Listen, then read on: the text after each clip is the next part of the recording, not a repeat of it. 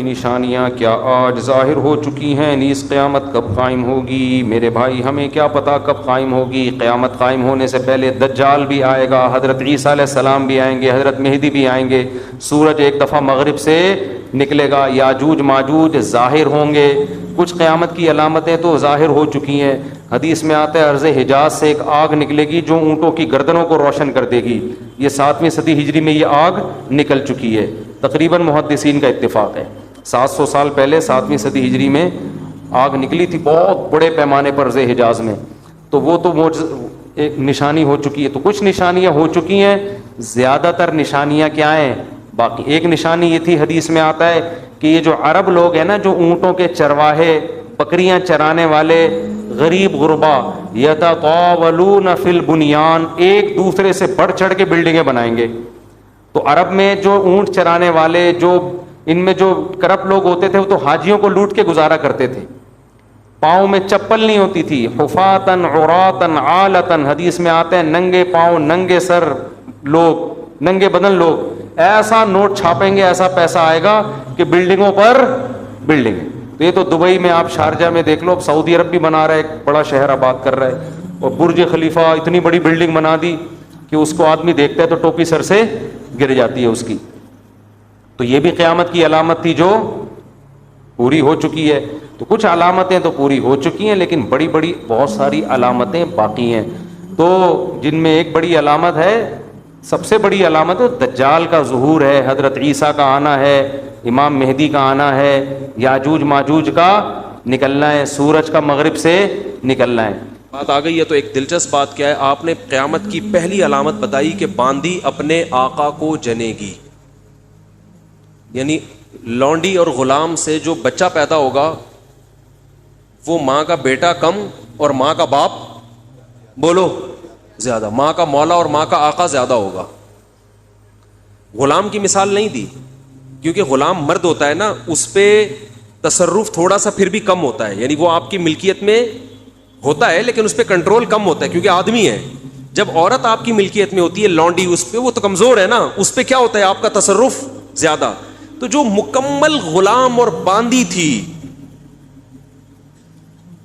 وہ جب جنے گی جس نسل کو، تو ہونا تو یہ چاہیے تھا کہ جس نے جنا ہے اس کا مقام اونچا، لیکن جس کو جنے گی نا وہی اس پہ کیا کرے گا، یعنی ماں کا تو ایسا حق ہے نا، ماں کو تو ساری دنیا جانتی ہے نا کہ ماں نے کیسے گود میں پالا، کیسے جنا، اور لوگ ماں کے تانے دیتے ہیں نا۔ حضرت موسیٰ علیہ الصلاۃ والسلام نے جب حضرت ہارون کی داڑھی پکڑ کے کھینچی ہے نا، جب حضرت موسیٰ علیہ السلام کوہ طور پہ گئے تورات لینے، پیچھے بنی اسرائیل نے بچڑے کی عبادت شروع کر دی، ہارون علیہ السلام کو نگران بنا کے گئے تھے کہ ذرا ان کی حفاظت کرنا، بڑے نالائق لوگ ہیں، دائیں بائیں نہ ہو جائیں۔ تو جب واپس آئے تو دیکھا کہ وہ کیا کر رہے ہیں، بچڑے کی عبادت۔ تو حضرت موسیٰ کو سب سے پہلے غصہ کس پر آیا؟ حضرت ہارون پر، اپنے بھائی کی داڑھی پکڑ کے کھینچی کہ ما منعک اذ رأیتہم ضلوا، یہ گمراہ ہو رہے تھے، آپ نے روکا کیوں نہیں؟ تو حضرت ہارون نے کیا کہا؟ باپ کا واسطہ نہیں دیا بلکہ ماں کا، لا یبن اماں، اے میری اماں کے بیٹے، اے میری ماں کے بیٹے، کیونکہ یہ رشتہ فوراً سمجھ میں آتا ہے، ماں کا واسطہ، کیونکہ محبت کی علامت ہے نا۔ ابا جو ہے نا وہ تربیت کے لیے اللہ نے بنایا ہے، وہ محبت زیادہ ابا سے امیدیں نہیں لگایا کریں۔ ابا کی ایک الگ ویلیو ہے، محبت بہت زیادہ کرتے ہیں ابا، لیکن وہ جتلاتے نہیں ہیں، وہ کہتے ہیں تمیز سے زیادہ لاڈ پیار دکھاؤ گے نا ابا، یہ ہو گیا تمیز سے بیٹھ وہاں جا کے آرام سے، ٹھیک ہے نا، جو بات ہے ادب تمیز۔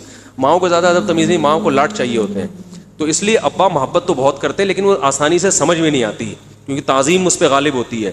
اماں کی محبت 2 منٹ میں سمجھ میں آ جاتی ہے۔ تو جب بھی واسطہ دیا جاتا ہے کس کا؟ اماں کا۔ تو حضرت ہارون بھی واسطہ کس کا دے رہے ہیں کہ بھائی ایک ہی ماں کے ہم دونوں اولاد ہیں، آپ اتنی سختی تو نہ کریں نا، ماں کا واسطہ دے رہا ہوں آپ کو، یبنا اماں، اے میری اماں کے بیٹے۔ تو ماں جو اتنا قریبی رشتہ ہے، جس کی محبت سب کو سمجھ میں آتی ہے، اس کو غلام بنا لینا تو یہ کھوپڑی میں آنے والی بات نہیں ہے۔ لیکن حدیث میں کیا آتا ہے؟ قرب قیامت میں بیٹا کیا ہوگا؟ ماں پہ حکومت کرے گا، بیٹا ماں پہ حکومت کرے گا۔ تو ہونا تو یہ چاہیے تھا کہ جو جنے، وہ جس کو آپ جن رہے ہیں وہ گویا ایک قسم کی لونڈی غلام ہو، ماتحت ہو، لیکن الٹا حساب ہو رہا ہوگا تو یہ بھی پتہ چل رہا ہے کہ ادب مارکیٹ سے کیا ہونا شروع ہو جائے گا؟